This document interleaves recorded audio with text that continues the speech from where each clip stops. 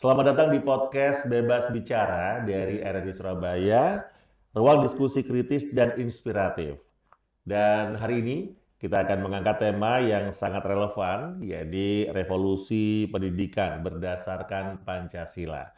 Kita akan membedah bagaimanakah arah pendidikan nasional di era pemerintahan Prabowo kali ini ya diarahkan untuk mencetak generasi Pancasilais yang tidak hanya cinta tanah air, tetapi juga siap bersaing di panggung global. Bersama kita telah hadir kali ini ada Bapak M. Isa Ansori, selaku pengurus Lembaga Perlindungan Anak LPA Jawa Timur. Siap, nggih. Selamat datang, Pak. Selamat datang. Assalamualaikum. Waalaikumsalam. Kemudian ada Bapak Solihul Huda, Wakil Direktur Pasca Sarjana Universitas Muhammadiyah Surabaya. Selamat datang, Pak. Ya, Kabar baik, Pak? Alhamdulillah. Alhamdulillah baik. Sehat ya. Sehat ya. Baik, pemirsa podcast RRI Surabaya, kita akan ajak Anda untuk langsung ngobrol-ngobrol santai begitu ya tentang rencana atau arah pendidikan yang tadi sudah saya sampaikan, yaitu tentang bagaimanakah arah pendidikan nasional di era pemerintahan Prabowo yang diarahkan untuk mencetak generasi Pancasilais begitu. Nah, pertanyaan pertama saya ke Bapak Isa Ansori dan juga Bapak Huda nih masing-masing gitu ya, boleh memberikan satu statementnya menurut Anda apa makna dari revolusi pendidikan berlandaskan Pancasila dalam konteks Indonesia saat ini? Monggo silakan, mungkin Pak Isa dulu. Ya, saya melihat gini, ada dua pembanding ya. Ya. Pertama 10 tahun era Jokowi, ya kan. Di era Jokowi itu pendidikan kita terlalu liberal, dilepaskan ya dengan kurikulum merdeka dan orientasi pasar. Baik. Nah, sehingga kemudian lembaga pendidikan sebagai mesin, ya kan, sebagai mesin yang kemudian memenuhi kebutuhan pasar, sehingga kemudian rezimnya adalah rezim pengusaha ya, rezim pengusaha, kemudian tenaga kerja harus menyesuaikan dengan itu. Nah, guru itu hanya sekedar fasilitator, nah, dia tidak bisa menjadi bagian kepanjangan sebuah ideologi. Ya. Hingga saya melihat gini, Prabowo melihat ada ketimpangan, ya kan? Sehingga dalam konteks kemudian Prabowo membuat revolusi belajar dengan karakter Pancasila itu. Prabowo ingin mengembalikan seperti zaman Pak Harto, ya kan? Zaman Pak Harto itu top down, artinya Pancasila menjadi sebuah ideologi harus didoktrinasi. Kemudian istilah muncul, kemudian tipologinya misalnya kita melihat gini, ada anak-anak yang berperilaku khusus dikembalikan ke barak misalnya seperti itu. Nah, menurut saya itu adalah tipologi yang akan dibawa oleh Prabowo bahwa untuk menanamkan ideologi Pancasila itu tidak bisa dengan cara yang kemarin. Maka perlu dilakukan sebuah pembiasaan doktrin yang top down, sehingga kemudian karakter disiplin menjadi watak dan karakter yang akan dilakukan oleh Prabowo. Sehingga menurut saya ini bagian dari mengembalikan real pendidikan kita. Tapi kalau ini dilepas akan menjadi berbahaya, karena akan terjadi apa yang disebut dengan militerisasi pendidikan. Politisasi pendidikan. Kalau kita melihat ketika era zaman Jokowi, ketika itu ada yang namanya kurikulum merdeka gitu ya, Pak ya. Pak Isa, kita sudah tahu juga bersama. Kata-kata merdeka itu juga seolah-olah memberikan satu kebebasan kepada para siswa untuk bebas memilih jalur ataupun juga mungkin pelajaran yang dia kehendaki, dan kelemahannya sebetulnya di mana sebetulnya waktu itu, Pak? Iya, jadi kalau kita bicara tentang ideologi ya, Ya, kan? ideologi. Karena saya memahami gini, pendidikan itu adalah lahan persemian ideologi, ya kan, sehingga kemudian perlu dimasukkan kepentingan negara, ya kan. Kalau di organisasi masyarakat itu misalkan NU mungkin ada pelajaran tentang ke-NU-an, ya kan, di Muhammadiyah ada kemuhammadiyaan. Itu bagian dari kenapa mereka menciptakan lembaga pendidikan, agar nilai-nilai yang dipahami oleh masing-masing itu bisa dipahami oleh mereka yang menjadi yang menjadi garda depan nanti sebagai voice ya, sebagai suara untuk di masyarakat. Nah, dalam konteks negara saya kira kita punya ideologi yang namanya Pancasila. Nah, lembaga pendidikan itu menjadi penting sebagai penyuara bagaimana nilai-nilai Pancasila itu bisa diterjemahkan dalam masyarakat. Kalau di zaman Orde Baru kita punya apa yang disebut dengan P4 ya kan. P4 itu kan diterjemahkan sila pertama itu terjemahnya kayak apa, sila kedua kayak apa, sila ketiga kayak apa sampai sila kelima. Dan itu kemudian diharapkan bisa dipraktekkan oleh anak-anak ya kan begitu. Nah, di zaman 10 tahun di zaman Jokowi itu kan nilai itu hilang. Sehingga kemudian seringkali kita lihat kan di video-video itu ya, anak-anak yang berani sama orang tuanya, anak-anak itu melanggar peraturan, ditegur oleh polisi, maka polisinya dilawan kan, gitu. Banyak video itu ya. Nah, di era itu diindikasikan kita kehilangan nilai moral, nilai religi yang itu menjadi bagian dari apa yang disebut dengan nilai-nilai Pancasila tadi. Nah, tentu ini mengkhawatirkan karena siapapun presidennya nanti di 2045 kita itu diharapkan mencapai apa yang disebut dengan Indonesia Emas. Nah, emas itu kayak apa kan begitu. Tentu emas dalam konteks pendidikan Indonesia itu ya yang sesuai dengan nilai-nilai yang dimaksud dalam Pancasila itu ya kan. Nah, Pak Prabowo punya kesempatan yang cukup pendek kan. Cukup pendek. Ini di 2025 menuju 2045 itu cukup 20 tahun satu generasi. Masa Pak Prabowo itu kan 1 kali atau plus 1 kali ya kan begitu. Sehingga maksimum ada kesempatan 10 tahun. Nah, tentu Pak Prabowo punya tanggung jawab besar mengembalikan dari apa yang disebut dengan kebebasan tadi yang jauh dari nilai-nilai moral tadi. Mengembalikan ini butuh waktu dan kemudian untuk mencapai ke sana waktunya terlalu pendek. Tapi ada keniscayaan untuk bisa ke sana. Sangat ya, gitu. Pak ya. Artinya begini, maka diperlukan dosis yang lebih. Nah, dosis lebih itu saya melihat begini. Jawa Barat ya yang dilakukan Dedi itu melihat problem dan itu tidak bisa diatasi dengan norma yang biasa. Maka dikasih dosis lebih ya kan. Ditaruhlah di barak militer ya kan. Nggak bisa kita statement gini misalkan. Oh, anak-anak yang begitu itu kita serahkan sekolah dengan pendidikan karakter, omong kosong, nggak bisa. Karena mereka juga sekolah. Baik. Artinya ini sesuatu hal yang sangat di luar apa ya, out of the box begitu ya Pak ya. Konteks out of the box yang penting harus diambil langkah-langkah yang harus diambil untuk bisa ya tadi seperti yang disampaikan Bapak Isa memberikan dosis atau treatment yang lebih begitu ya. Baik, kita ke Pak Solihul. Pak Solihul, bagaimana dengan pendapat Anda Pak seputar makna dari revolusi pendidikan berlandaskan Pancasila dalam konteks Indonesia saat ini? Ya, terima kasih Mas. Jadi kalau menurut saya bahwa makna revolusi itu kan perubahan yang paling dasar dan paling dalam ya. Artinya apa? Artinya dalam konteks pemerintahan Prabowo, Pak Prabowo menginginkan bagaimana bangsa ini maju, cerdas, dan bermartabat. Maka salah satu strategi yang harus dikembangkan itu adalah melalui dunia pendidikan. Menurut saya memang investasi terbesar untuk mengembangkan bangsa kita ini ya melalui pendidikan. Artinya apa? Artinya untuk melihat bangsa ini maju atau tidak itu ukurannya ya dari kualitas pendidikan. Dari kualitas pendidikan yang kita alami, yang kita lakukan, yang kita strategi, intervensi dan sebagainya. Nah, dari situ artinya apa? Artinya ada dua hal yang memang dalam konteks revolusi ini harus segera dilakukan. Satu, dalam konteks paradigma pendidikan kita. Selama ini ada dua perdebatan selalu di dunia pendidikan. Muara pendidikan ini untuk apa? Untuk membebaskan manusia atau untuk menjadikan manusia ini penyedia industri atau kapitalisasi pendidikan.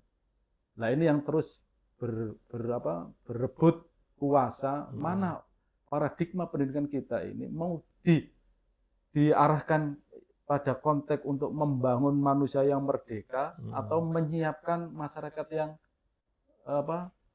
penyedia industri. Nah, itu dalam konteks paradigma industrialisasi pendidikan.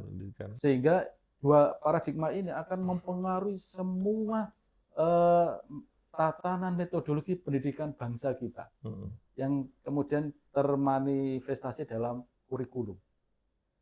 Nah, saya melihat kalau dulu zamannya Pak Jokowi dengan ada revolusi mental, walaupun dalam konteks pelaksanaan sampai hari ini kita juga masih banyak perlu dipertanyakan, terutama hasilnya seperti apa. Yeah.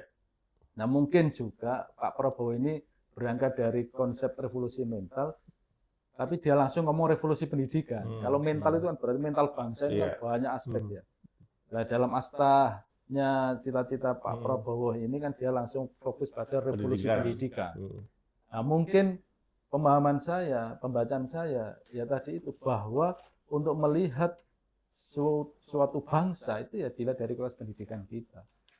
Nah, bagi saya revolusinya ini harus dua lewatnya. Satu revolusi paradigmatik, yang kedua revolusi metodologi. Kalau paradigmatik seperti apa? Nah, revolusi paradigmatik kita mengacu pada amanat Undang-Undang Dasar kita bahwa pendidikan itu ditugaskan untuk menjadikan manusia Indonesia ini cerdas secara intelektual, cerdas secara sosial dan cerdas secara spiritual. Sehingga harapannya adalah menjadi manusia yang utuh. Gitu. Nah, artinya berarti ini kan untuk ke sana ini kan berarti kalau menurut saya ya paradigmanya ya paradigma manusia merdeka, pendidikan yang memerdekakan manusia. Pendidikan yang memerdekakan manusia. Oke. Itu revolusinya ke sana. Revolusinya di sana. Nah, terus kalau revolusi metodologi artinya salah satunya adalah harusnya bangsa kita ini melalui Menteri Pendidikan tinggi maupun pendidikan menengah dasar terkait kurikulum ini harusnya jangan gampang dirubah gitu. Setiap ganti menteri selalu dirubah. Sehingga pada konteks implementasi dan evaluasinya itu selalu mentah dan nggak pernah selesai gitu. Nggak pernah selesai ya, nggak Pak pernah ya? selesai. Selalu di tengah-tengah ganti lagi. Maka revolusi dalam konteks metodologi ini ya satu dalam konteks kebijakan politik pendidikan bahwa kurikulum ini cobalah ini didesain itu tidak hanya 5 tahun gitu, tapi ya 50 tahun atau berkesinambungan begitu ya, Pak ya? Jadi artinya ketika ganti pemerintahan pun juga akan tetap gitu sama loh. ya. Dan itu harusnya presiden itu ini nggak boleh diganti. Ini nggak boleh itu diganti. yang susah Pak ya. Nah ini kan enggak setiap ganti menteri sekarang kurikulum berdampak. Kemarin merdeka baru 5 tahun sekarang sudah ganti lagi berdampak. Saya enggak tahu berdampak. Dampaknya ini kepada siapa dulu? Atau terdampar atau terdampak. Baik Mas Holil, nanti kita akan coba lanjutkan lagi obrolan kita semakin seru. Ada kami ajak untuk terus bersama kami. Kita akan lanjutkan di segmen berikutnya di podcast RRI Surabaya Bebas Bicara, ruang diskusi kritis dan inspiratif.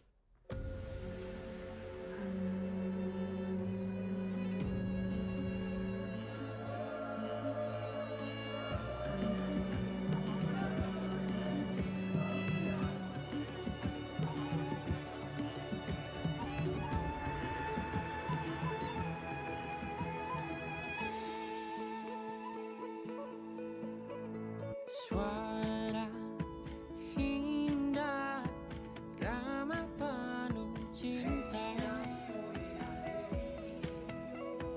damai jiwa, tulus terasa nyata.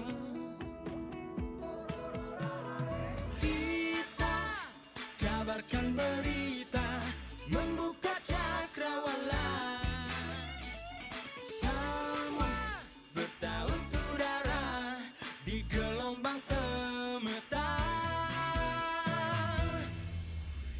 Kita Indonesia, sesungguhnya langit aspirasi bangsa. Kita Indonesia, sesungguhnya kita hadir bagi dunia. Kita Indonesia.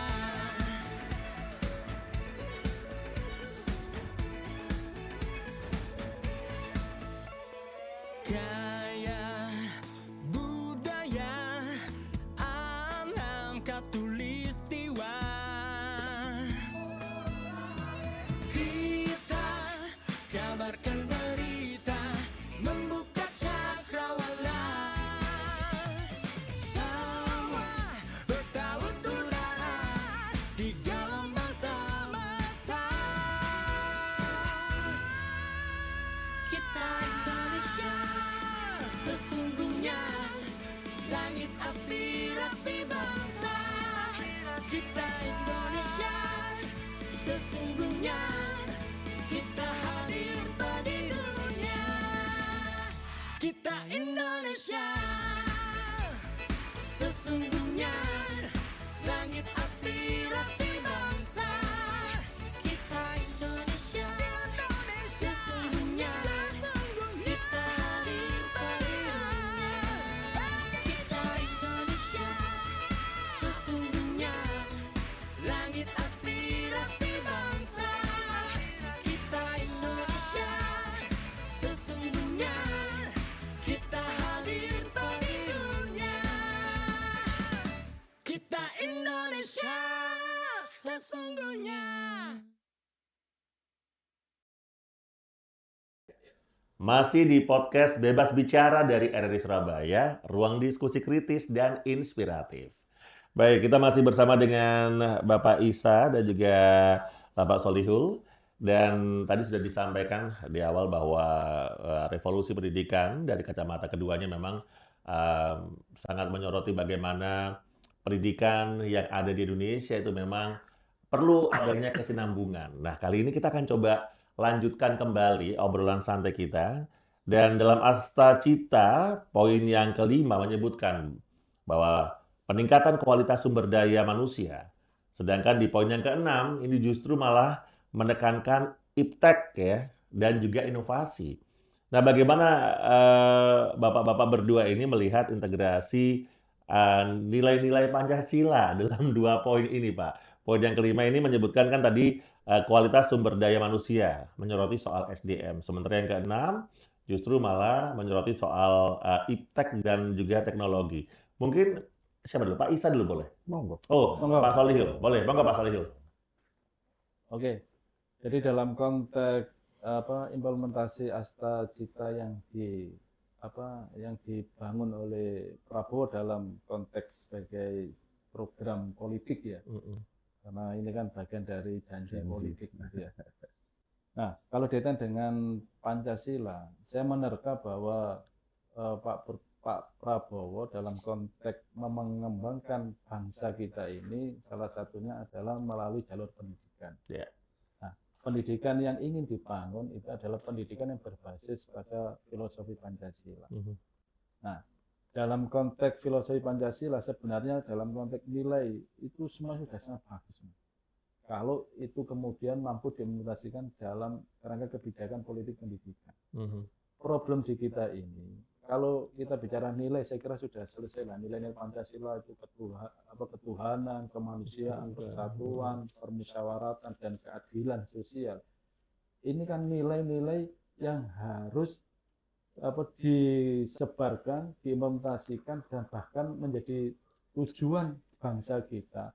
Ini kan harus dilakukan yang namanya intervensi melalui pendidikan. Jadi kalau menurut saya pendidikan itu tidak sekedar sebagai agen informan, tidak sekedar itu, tapi sebagai agen kawat candra di muka yang di situ dilakukan ideologisasi sampai pada transformasi pikiran, akhlak, sikap yang itu harus cita-cita Pancasila sudah cukup kalau kemudian itu menjadi nilai pendidikan kita. Menurut saya nilai-nilai Pancasila dalam konteks Indonesia memang itu yang harus dijadikan basis filosofis dalam mengembangkan paradigma maupun metodologi pendidikan bangsa kita. Jadi pendidikan inilah yang menjadi wadah untuk bagaimana bangsa ini ke depan itu seperti apa. Jadi artinya peningkatan kualitas sumber SDM tadi itu tidak akan berguna jika tidak ada yang namanya intervensi pendidikan Pancasila, begitu atau bagaimana, Pak? Lebih pada nilainya ini menjadi sumber. Nilainya menjadi sumber. Sumber nilai dalam membangun karakter pendidikan kita. Nah, salah satu misalnya di Asta yang kelima itu kan pengennya Pak Pro itu kan ada hilarisasi dan industrialisasi di bangsa kita ini. Bagaimana kemudian pendidikan itu mensupport Asta yang kelima ini? Nah, salah satunya adalah bagaimana kemudian dunia pendidikan ini dikembangkan melalui proses digitalisasi. Yeah. Nah, itu kan bagian dari untuk mempercepat hilarisasi. Terus selain itu juga mendorong riset. Yeah. Nah, riset ini harus menjadi budaya di dunia pendidikan kita, bukan tradisi yang asbun, yang nggak bertanggung jawab, tidak ada data, apalagi sekarang dunia digital ini kan luar biasa hoax gitu kan. Yeah. Nah itu kan kalau dalam konteks Pancasila itu kan masuk di sila ke-1. Ya, yang pertama. Nah, satu. Ya, artinya masih ada nilai-nilai Pancasila masih cukup relevan untuk bisa dijadikan Fondasi iya, betul. Baik. pendidikan kita. Baik. Selanjutnya Pak Isa, monggo Pak Isa. Iya, Masih pertanyaan yang sama ini. Ya, saya gini, di dua asta itu saya melihat begini, tentu Prabowo juga akan menyadari itu bahwa generasi unggul itu akan lahir dari sesuatu yang merdeka, jadi yang memerdekakan cara berpikir dan sebagainya, bukan dari sebuah tekanan yang menggurui, yaitu akan menghilangkan inovasi dan kreativitas. Nah, yang kedua saya kepingin mengatakan begini, dalam konteks dua hal tadi, asta 5 dan 6 tadi itu, ini kan mesti dilakukan sebuah percepatan untuk mencapai Indonesia Emas. Karena waktunya singkat tadi seperti Singkat, disampaikan. ya kan begitu. Di tengah tantangan yang begitu besar, ya kan, tantangan moral, kemudian korupsi, kolusi yang begitu luar biasa, ya kan. Nah, di tengah tantangan itu, saya kira Pak Prabowo melihat sebuah peluang melalui teknologi, ya, dan kemudian yang Pancasila tadi, ya kan. Sehingga gini, bangsa ini mesti harus cepat berkembang, cepat mencapai apa yang disebut dengan Indonesia Emas, dan itu bisa dilakukan dengan teknologi. Nah, lalu teknologi itu seperti apa? Ada ruang banyak tadi, digitalisasi, macam-macam. Tapi bangsa ini, ketika mereka paham tentang teknologi, tidak boleh lupa dari akarnya. Apa itu? Akarnya nilai-nilai Pancasila tadi. Sehingga kita boleh pinter, tapi kita tidak boleh lupa hormat pada orang tua, ya kan begitu. Itu lebih kepada karakter ya Pak ya? Iya, jadi nilai-nilai itu yang Nilai-nilai. dibangun, nilai ketuhanan, nilai gotong royong, nilai penghargaan dan sebagainya tadi. Nah, kita boleh kaya, ya, misalkan begitu, dengan pinter menguasai teknologi itu akan menguasai sumber-sumber daya. Kita boleh kaya, tapi kita tidak boleh melupakan apa yang disebut dengan orang di sekitar kita. Nah, saya kira itu menganut pada pemahaman posthumanism, ya kan. Jadi kita boleh berkembang, tapi tidak boleh kita menindas orang lain. Kita tidak boleh merusak lingkungan. Kita tidak boleh katakanlah menghilangkan, ya kan. Sehingga pembangunan ini diarahkan pada pembangunan tetap harus ada, tapi tidak boleh ada yang tertinggal. Maka kemudian pesan konstitusi Tertinggal dan tertindas mungkin Pak ya? Ya, tertinggal dan tertindas, ya kan gitu. Maka pesan konstitusi itu yang dijalankan, negara mencerdaskan kehidupan bangsa. Tapi jangan lupa, di akhir konstitusi itu kan ada negara yang adil dan demokratis kan begitu. Sehingga apa yang dilakukan oleh Pak Prabowo dalam konteks sekarang ini revolusi pendidikan itu sebenarnya mengembalikan pada nilai Pancasila yang kemarin hilang. Yang kemarin itu kan formalitas. Hilang Pak ya kemarin tuh? Ya, formalitas ada. Tetapi kan nilai-nilai itu kemudian tidak ada. Orang melanggar, anak melanggar, dikasih tahu polisi pelanggaran, malah polisinya dilarang. Siapa kamu kan? Bapakku aja tidak pernah ngasih tahu seperti itu kan begitu. Sehingga ada sesuatu yang hilang.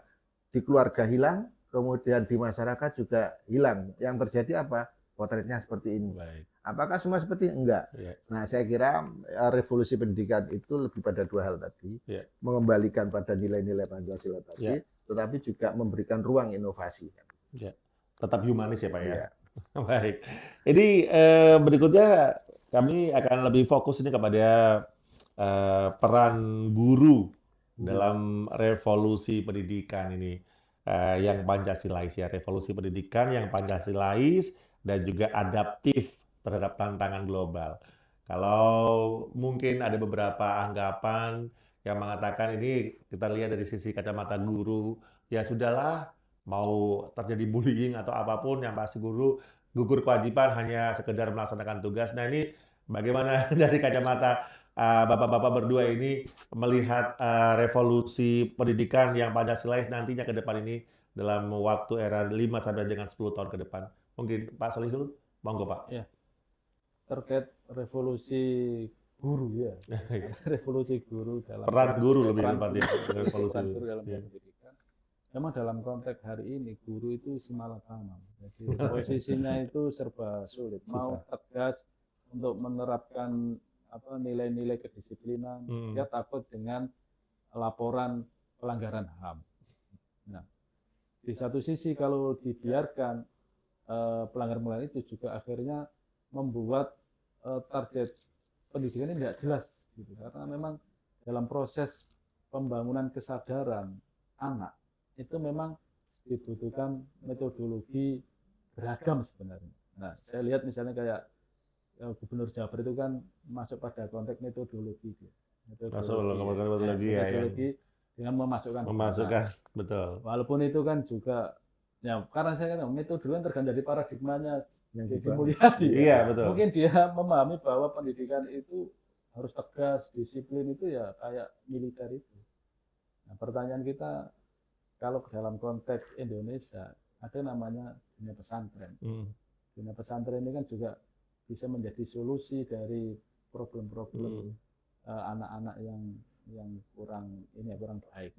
Tapi nggak tahu dipilihnya barat itu berarti kan dalam pikiran dia ya militeristik. Iya, betul. Militeristik. Kalau saya sebenarnya karena saya lebih kepada paradigma humanistik ya, polahnya ya kalau bisa ya yang ditarget itu adalah kesadaran psikologisnya. Anak nakal itu mesti problem psikologis dan ini keterasingan dengan keluarga atau fatherless istilahnya. Itu. Nah itu yang diantar sebenarnya ya ininya jiwanya. Makanya yang harus dirubah itu kesadaran jiwanya. Jadi secara psikis begitu, Pak? Iya, problemnya psikis. Psikis ya. Dia tidak merasa tidak diperhatikan orang tuanya, sehingga dia mencari di luar, lingkungan juga nggak melihat dia. Nah, semua problemnya itu psikologis. Jadi kenakalannya itu dampak dari problem psikis, spiritual. Kalau menurut saya, kalau Jawa Timur ya, saya usulkan di Jawa Timur, jangan niru Jawa Barat. Artinya kalau misalnya di Jawa Timur misalnya diterapkan itu seperti bukan ke barak militer, tapi masukkan ke pesantren. Pesantren. Dengan lembaga dengan pendekatan tasawuf. Jadi dia tidak merasa malu, karena kalau dia dari barak militer keluar itu dia sudah kena cap masyarakat lagi. Kamu dulu anak orang nakal. Dan itu jadi problem lagi secara psikis dia kalau enggak kedepannya jangka panjang akan terpatri begitu ya, stigma. Betul. Stigma bahwa dia itu dulu lulusan barak gitu loh. Oh iya, baik. Itu juga ada ini satu sisi ya, saya kritik dalam metodologi. Iya. Sementara peran guru di sini ya hilang. Tidak ada karena akhirnya dia serahkan kepada barat. Di Jawa Barat akhirnya sangat menggampangkan. Sing nakal-nakal wis lebokno barak ae. Nakal lebokno barak. Baik orang tuanya maupun guru sekarang sudah kayak lepas tangan. Iya. Nah, ini sangat bahaya jangka panjang menurut saya.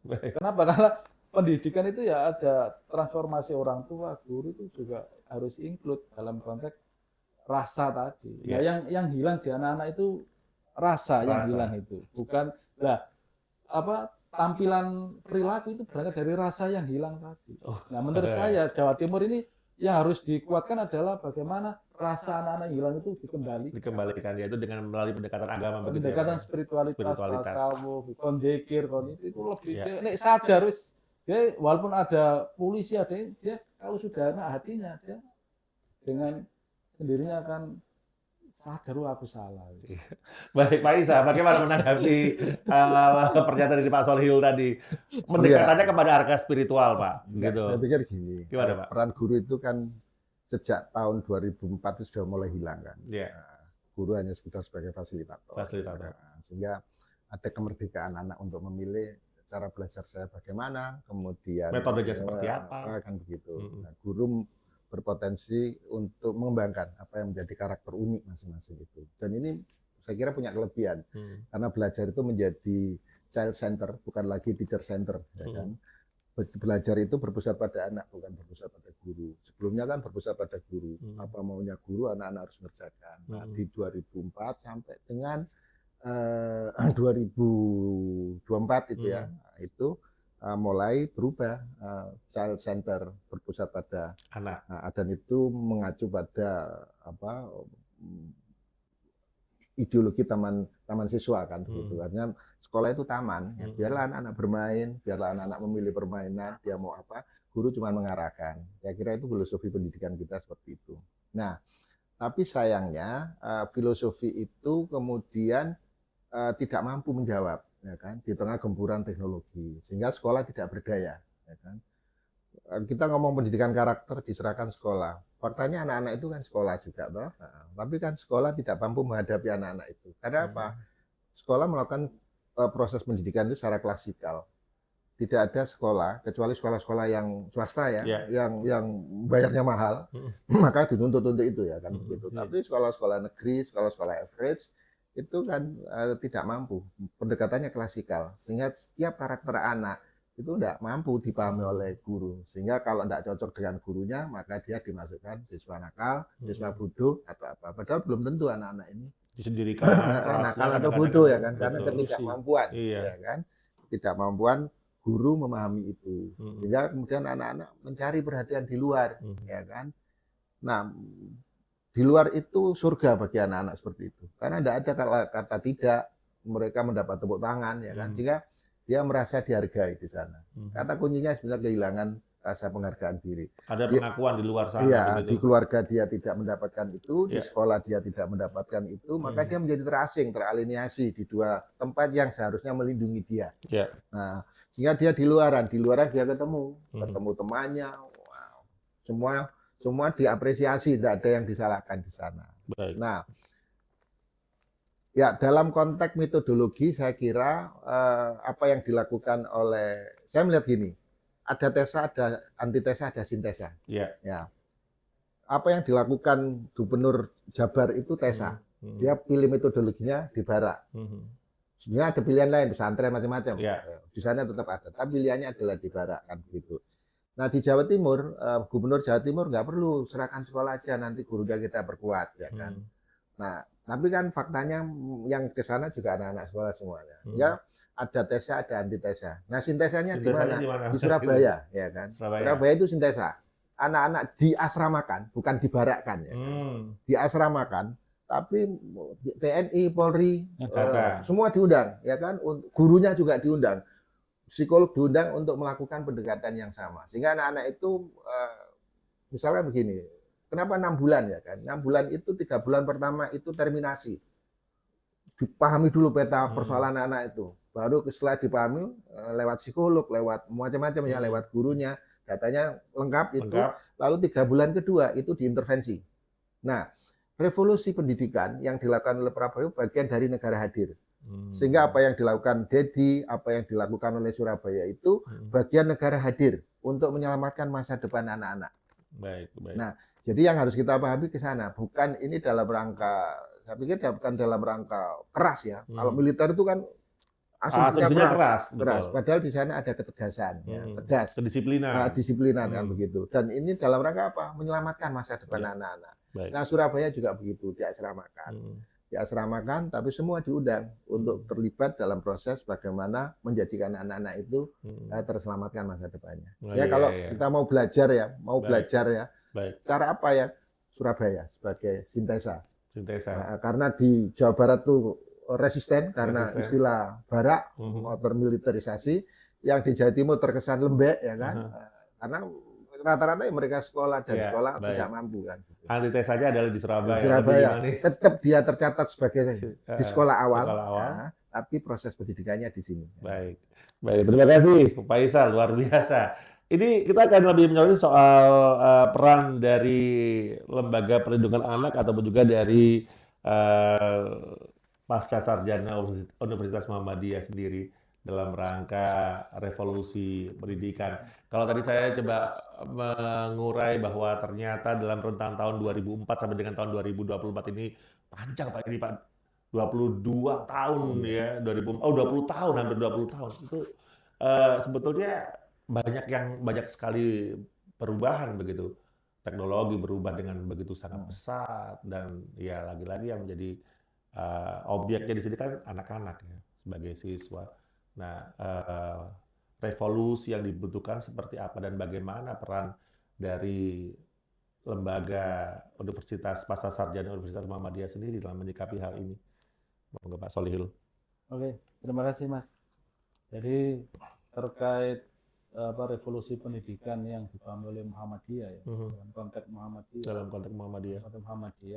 Muhammadiyah itu kan muarah akhirnya pengennya kan bagaimana masyarakat Indonesia ini, terutama masyarakat Indonesia ini menjadi masyarakat yang berkemajuan. Nah, masyarakat berkemajuan itu salah satunya adalah memiliki 3 komponen. Satu, punya kualitas spiritualitas yang tinggi. 2, punya kualitas intelektual. Yang ketiga, punya kualitas moral dalam artian akhlak gitu ya. Nah, 3 komponen inilah yang kemudian menjadi basis filosofi pembangunan pendidikan di Muhammadiyah. Salah satunya di Universitas Muhammadiyah Surabaya yang salah satu adalah Pasca Sarjana. Jadi 3 komponen inilah yang kemudian menjadi basis filosofi Muhammadiyah dalam membangun kualitas sumber daya manusia Indonesia melalui pendidikan Muhammadiyah. Jadi Muhammadiyah menginginkan bagaimana anak bangsa Indonesia ini memiliki satu kualitas spiritualitas yang tinggi, punya kualitas intelektual dan punya kualitas moral. Nah, 3 inilah yang diwujudkan dalam bentuk kurikulum. Nah, di Muhammadiyah, di Pasca Sarjana Surabaya, untuk mewujudkan 3 ini, kita ada namanya pendidikan Muhammadiyah Studies, Al-Islam dan Kemuhammadiyaan. Ini dalam rangka untuk memperkuat spiritualitas, intelektualitas, dan moralitas. Moralitas, baik. Moralitas. Nah, dalam konteks peningkatan intelektualitas, maka budaya riset itu kita menjadi salah satu penekanan untuk bagaimana menjadi tradisi di lingkungan perguruan tinggi Muhammadiyah. Nah, makanya untuk dengan hasil riset-riset yang ada itu, maka diharapkan muncul yang namanya inovasi. Inovasi untuk pembaharuan di masyarakat dalam rangka untuk memberi solusi terhadap problem-problem yang ada. Nah, digitalisasi itu sebagai media untuk mempercepat dari proses-proses inovasi, proses pembaharuan, proses peningkatan kapasitas anak didik. Jadi digitalisasi itu hanya sebagai media, bukan tujuan. Media untuk mempercepat dengan berlandaskan spiritual dan juga moral yang tadi. Moral dan intelektual.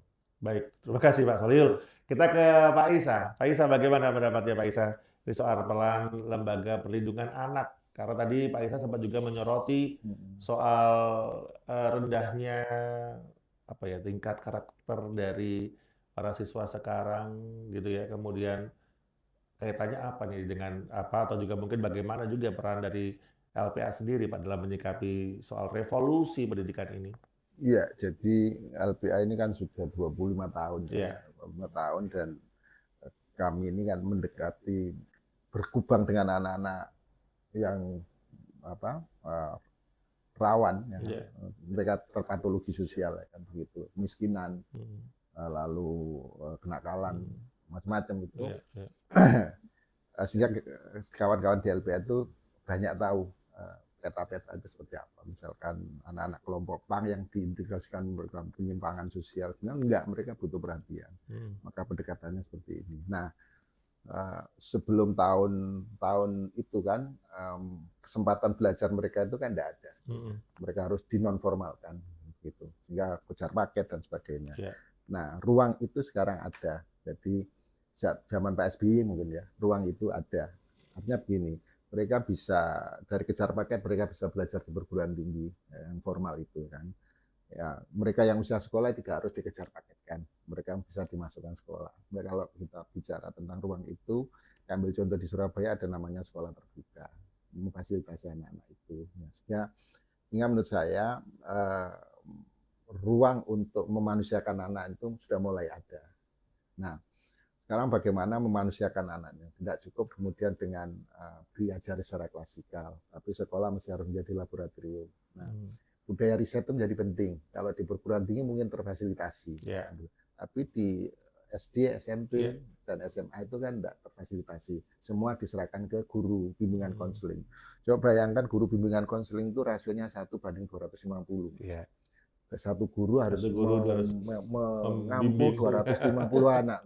Artinya itu kurang efektif ya Pak ya? Nggak iso angel kan gitu. Apalagi anak-anak itu unik ya kan, punya macam-macam begitu. Sehingga menurut saya bagian dari negara hadir itu, revolusi tadi kan negara hadir kan. Nah, negara hadir itu mesti diperkuat. Saya menyebut sebagai lembaga riset ya kan, di bimbingan konseling itu. Nah, tapi bimbingan konseling itu gurunya juga tidak sekedar untuk mencatat, oh anak ini bolos, enggak, juga perlu dianalisa. Kemampuan menganalisa itu juga harus diperkuat. Sehingga penguatan guru dalam rangka mendukung revolusi pendidikan itu, khusus di guru BK itu, maka perlu dilakukan semacam tambahan skill ya, kemampuan meriset, lahirlah sebuah inovasi. Nah, LPA itu dalam rangka menekan apa yang disebut dengan kekerasan atau penyimpangan perilaku itu, LPA itu punya standar sekolah ya kan, sekolah ramah anak. Enggak ada kalau dulu itu di PP 19 2004 ya kan, tentang standar nasional pendidikan itu, LPA punya mengacu di 8 standar itu, gurunya kayak apa, fasilitasnya kayak apa, prosesnya kayak apa, LPA punya ukuran itu. Tapi sayangnya isu tentang sekolah ramah anak itu kan menjadi hilang kan, ketika orang ngomong karakter. Ya, baik, baik. Pak Iza, ini menarik sekali ya kalau dibilang tadi saya melihat lebih penguatannya berarti kalau di era-era tahun 2025 ini kita kembali menguatkan gurunya berarti ya Pak Isa ya? Kembali menguatkan Betul. gurunya. Saya menulis gini, berhentilah sekolah, mulai belajar kan. Aha. Jadi buku yang tahun 2014, 2013 itu bestseller ya. Iya. Dan kenapa saya menulis itu? Karena rata-rata mereka yang bermasalah itu anak sekolah dan sekolah tidak mampu memahami. Oke. Nah, kan begitu. Sehingga kenapa sekolah kalau sekolah tidak memahami? Ya kan? Tapi dengan adanya, mohon maaf, kurikulum KTSP, kurikulum Merdeka, itu kan guru mulai belajar memahami anak, ya kan. Tapi kan guru kehilangan peran sebagai bagian dari tugas ideologinya. Dia hanya menjadi fasilitator yang hanya mengembangkan. Andaikan itu bisa digabungkan, akan terjadi demokratisasi pendidikan itu. Guru menjadi teman, dia menjadi fasilitator, tapi ideologi pendidikan itu bisa tersampaikan. Baik, baik. Baik pemirsa RRI Net dimanapun saja Anda berada, tetap bersama kami karena saat lagi kami akan kembali lagi masih di podcast Bebas Bicara dari RRI Surabaya.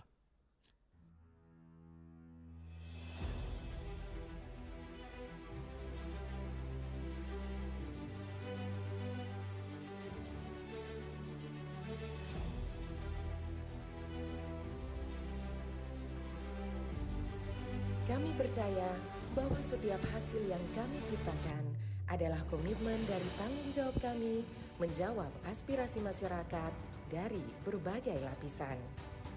Perubahan menuju masa depan yang lebih baik, menciptakan mimpi menjadi kenyataan. Mimpi dari banyak orang dan memberikan solusi untuk kemudahan. RRI merupakan sosok lembaga penyiaran publik pertama di Indonesia yang hadir dalam berbagai lapisan masyarakat dari Sabang hingga Merauke. Perjalanan kami menembus khatulistiwa dan perkembangan teknologi. Konsisten dalam melayani masyarakat dengan kekayaan informasi dari berbagai aspek kehidupan dari dalam dan luar negeri. Tidak pernah lelah menampung aspirasi masyarakat dari segala pelosok daerah. RRI memberikan kemudahan dalam bertukar pikir kreativitas serta membuka peluang keterbukaan pendapat lintas generasi. Kami meyakini visi misi solid mencerminkan jiwa raga yang siap siaga dalam menjembatani keterbukaan publik dan tidak lengah dalam mengawal peristiwa aktual. Kami turut senantiasa menjaga identitas keindonesiaan serta mempertahankan keunikan budaya yang dimiliki oleh NKRI. Dengan kekuatan daya siar, kami pancarkan segala bentuk informasi dan keindahan Indonesia ke segala penjuru dunia.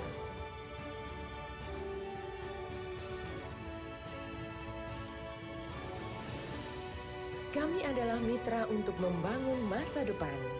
Kami terus menatap ke depan untuk berinovasi mengembangkan visi besar demi Indonesia yang lebih baik.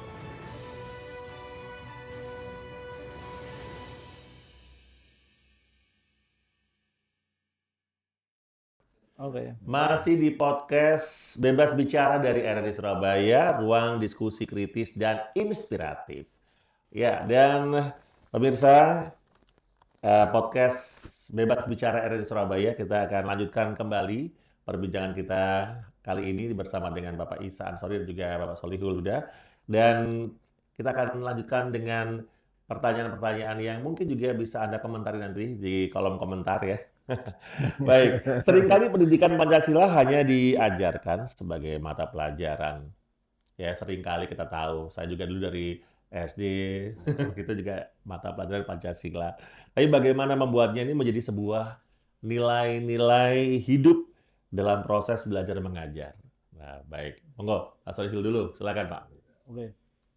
Jadi saya tadi sampaikan bahwa dalam konteks Pancasila di dunia pendidikan, dari prinsip nilai, Ya. Pancasila itu saya kira nilainya sudah luar biasa bagus. Mhm. Nilainya itu saya kira sudah komplit lah dari aspek spiritualitas tauhid tentang ketuhanan, kemanusiaan, persatuan, dalam konteks permusyawaratan dan konteks keadilan sosial sebagai akhir dari sebuah bernegara. Sebenarnya di pendidikan kita nilai-nilai itu sudah semua tercover dalam kurikulum kita. Jadi kurikulum yang terbangun mulai mungkin era Orde Baru udah lama sampai sekarang itu, saya yakin nilai-nilai Pancasila itu sudah masuk semua, sudah dijadikan landasan dalam membangun paradigma pendidikan kita. Iya. Nah, cuma kan diimplementasi di lapangan, setiap lembaga pendidikan itu punya tafsir masing-masing dalam konteks mengimplementasikan nilai Pancasila. Nah, di negara kita ini kan ada dua model pengelolaan sekolah.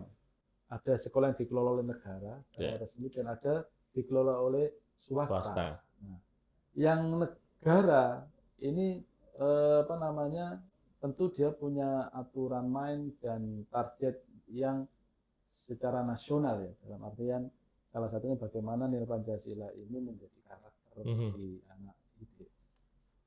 Nah, di sekolah-sekolah swasta ini tidak menutup kemungkinan bahwa tafsir terhadap Pancasila itu ya tidak lepas dari juga ideologi keagamaannya masing-masing. Ya. Jadi misalnya Ideologi soal itu masing-masing gitu ya. Misalnya lembaga pendidikan NU dengan Muhammadiyah, Al-Irsyad, Persis, atau yang Katolik, yang Protestan, yang Hindu, itu pasti akan terjadi yang namanya tafsir sinergis antara Pancasila dalam konteks kebangsaan dengan Pancasila dalam konteks pemahaman keagamaannya.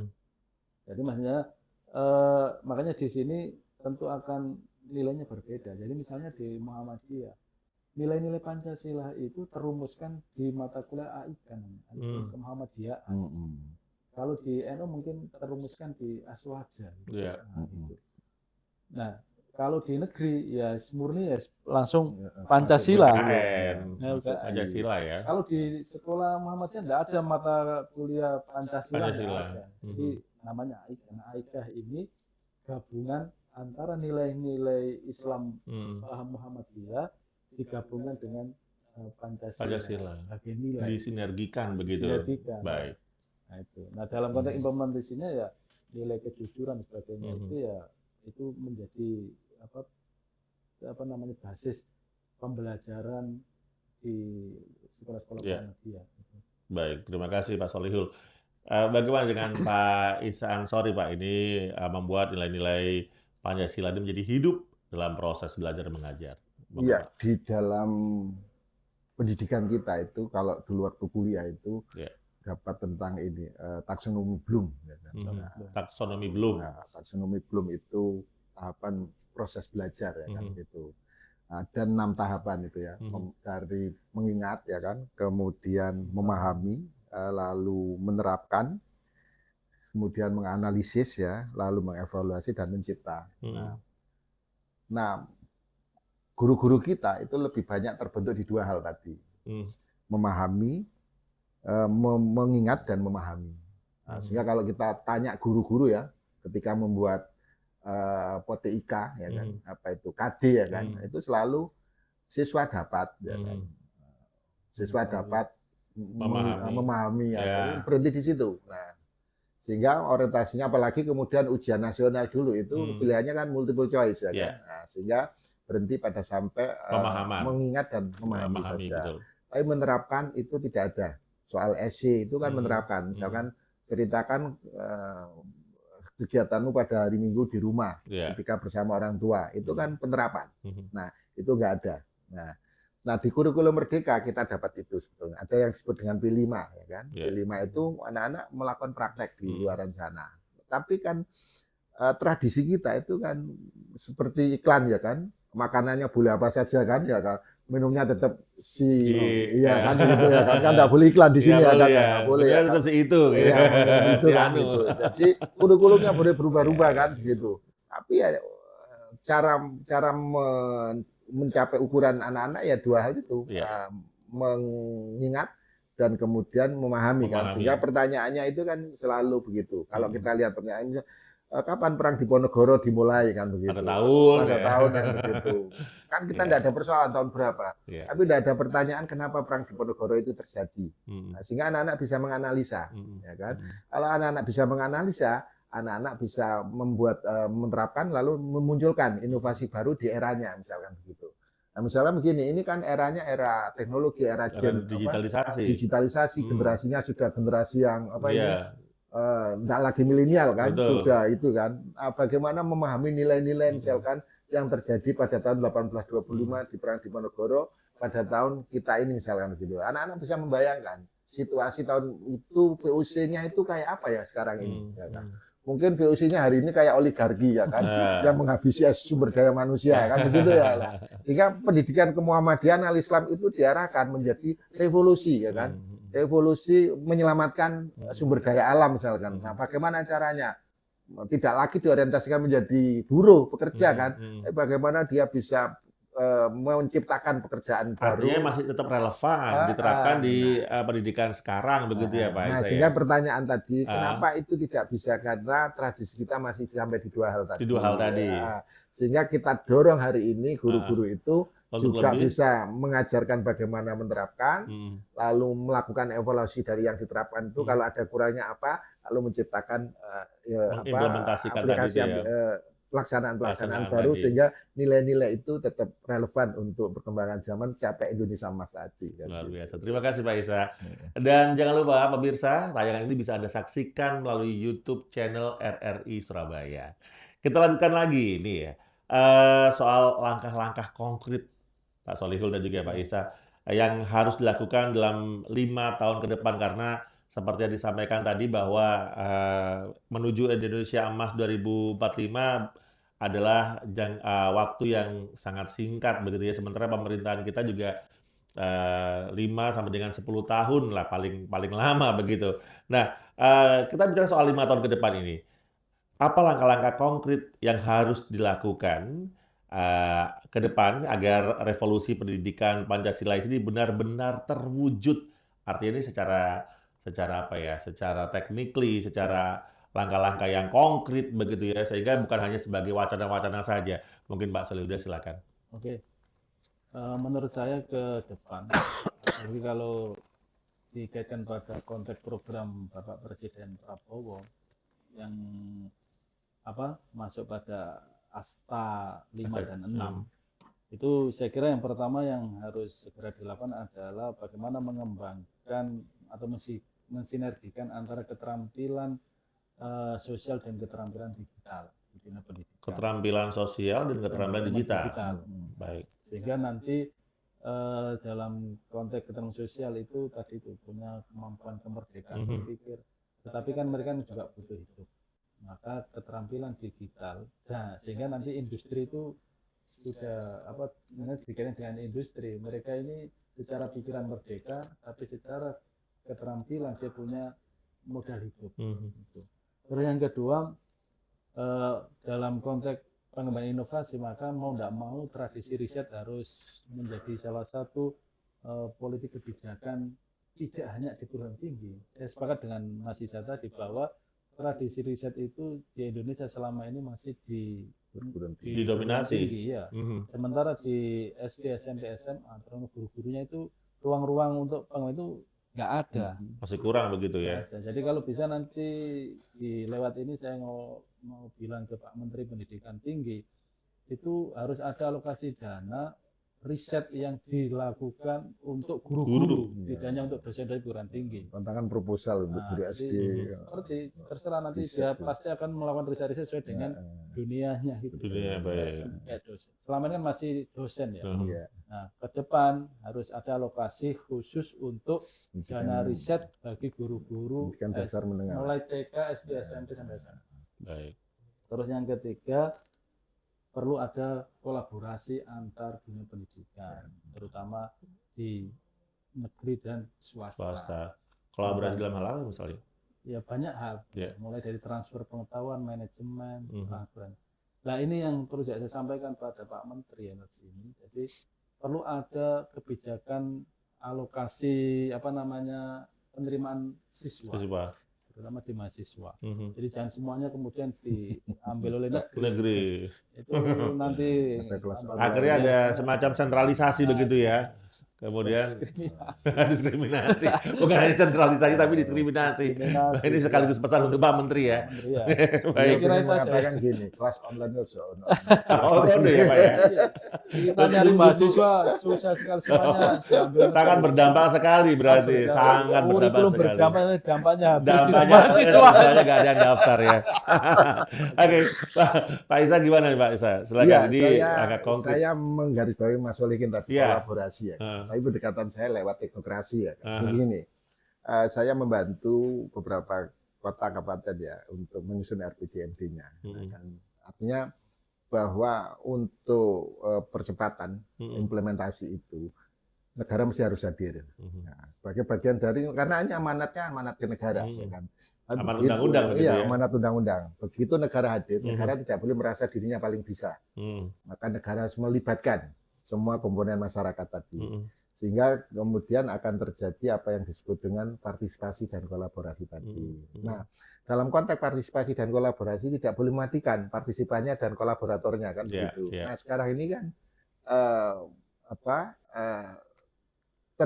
terindikasi ya kan begitu. Terindikasi kan. Terindikasi Kemudian, terbukti. ya, tadi kan ini. Tadi Sudah Mas Solikin terbukti. itu kan curhat tadi kan. Iya. Mengatakan itu kan curhat.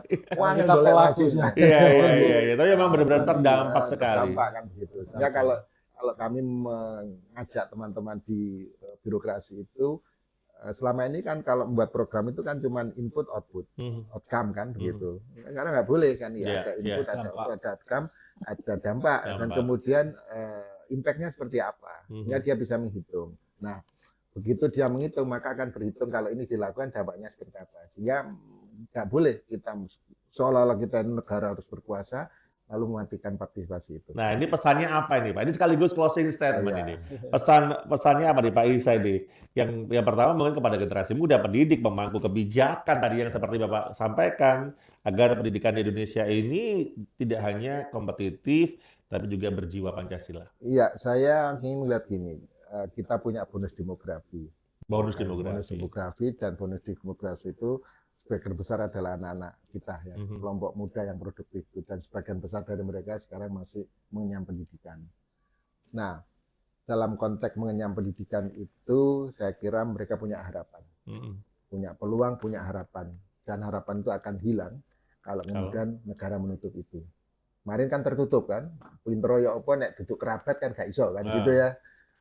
Maka kemudian paman MK juga kemarin itu ya kan, buat apa kemudian anak-anak belajar pinter-pinter kalau kemudian semua tertutup oleh apa yang disebut dengan KKN ya gitu tadi. Nah saya kira negara perlu hadir menghilangkan ruang itu sehingga anak-anak yang belajar hari ini itu punya harapan. Punya harapan yang sama. Punya harapan yang sama, punya peluang yang sama, Punya peluang yang dan sama. mereka bisa menatap masa depannya di negeri sendiri itu. Begitu.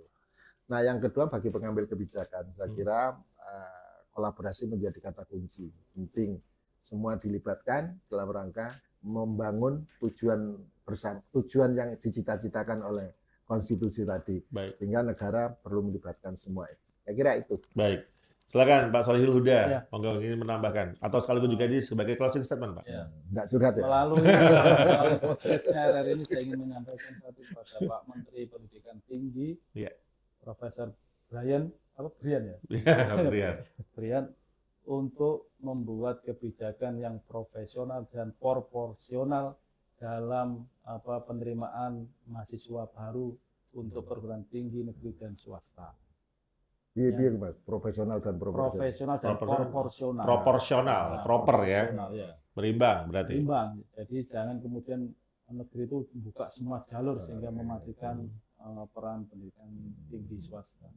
Yang kedua kepada Bapak Menteri Pendidikan Dasar Menengah Profesor Dr. Abdul Mukti yang sekaligus senior saya menyampaikan tolong dibuat sebagian alokasi anggaran untuk dana riset guru-guru mulai TK, SD, SMP, SMA dalam rangka untuk mengembangkan inovasi pembelajaran maupun pendidikan di Dari tingkat dasar sampai menengah.